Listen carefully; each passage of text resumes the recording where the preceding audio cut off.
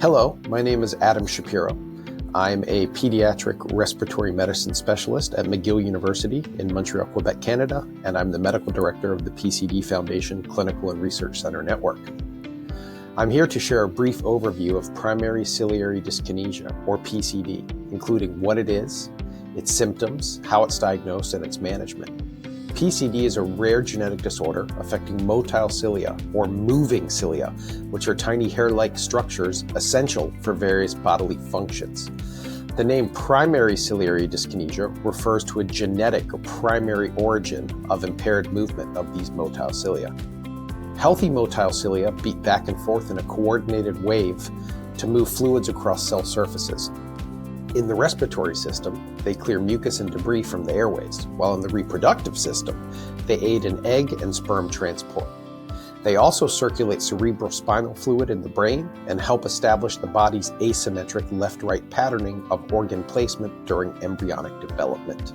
In PCD, cilia may move abnormally or not at all, leading to issues in systems reliant on ciliary function. Because PCD is genetic, with more than 55 known genes, any body or organ system that relies on ciliary motility for function may be affected. With so many genes involved, PCD patients display a large spectrum of severity, with some having relatively milder disease and others more rapidly progressive disease. However, what all people with PCD have in common is that from birth, they will experience chronic respiratory infections, persistent daily wet cough, and difficulty breathing. Chronic infections of both the upper and the lower airways are the hallmark feature of PCD, and these lifelong challenging infections can cause a considerable burden of disease for individuals with this condition.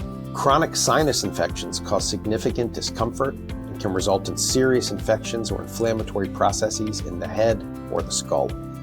Ongoing ear infections can lead to both temporary and permanent hearing loss. Of greater concern are persistent and progressive lung infections, which can cause permanent structural damage to the lower airways and a decline in lung function. In some cases, lung disease progresses to the point of early respiratory failure or the need for lung transplantation. It is important to reinforce that primary ciliary dyskinesia is not just a lung disease. It affects the whole body, and the impact of PCD genetics begins well before birth. This is because ciliary movement is crucial for organ placement and development in the embryo.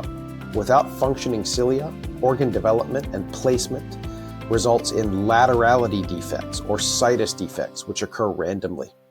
About half of the people with PCD have typical organ placement and arrangement in their chest and abdominal cavities. This is known as situs solitis.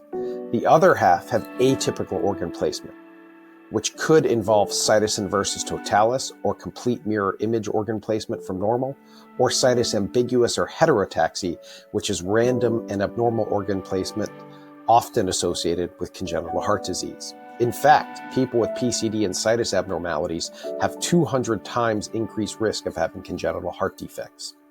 PCD can also cause hearing loss, and most children with PCD will have temporary hearing loss due to fluid buildup behind the eardrum. Over time, hearing loss may involve damage to the nerves, and permanent hearing loss may develop in some patients. PCD can also result in fertility issues, with males often being infertile and females being subfertile. People with PCD are born with the disorder and experience symptoms every day of their lives. Daily therapies to manage airway disease can result in a significant burden of care. Living with PCD can be both physically and emotionally challenging. Support networks and patient advocacy groups play a vital role in maintaining the well-being of these patients. Despite early symptom presentation and known associations with situs issues, diagnosing PCD continues to be challenging. In part, this is due to the symptoms of PCD also being seen in more common respiratory conditions, like a persistent cough with asthma or chronic sinus infections.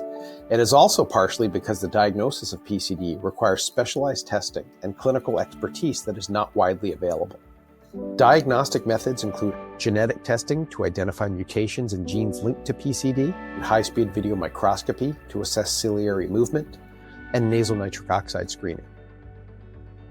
Most of these tests are available only at large academic research centers. Early intervention may improve outcomes in PCD, which means a timely diagnosis is essential to preventing long-term damage to the lungs, sinuses, and other body organs. Managing PCD relies on the expertise of doctors, researchers, and pharmaceutical innovators who play a key role in improving early diagnosis, developing better treatments, and advancing research for this underserved condition.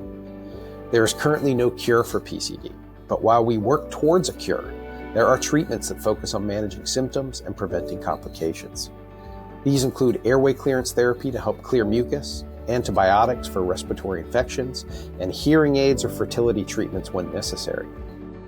PCD requires a multidisciplinary approach and regular monitoring by a team of specialists, including pulmonologists, ear, nose, and throat experts, and fertility specialists, in order to manage the ongoing complications of this disease.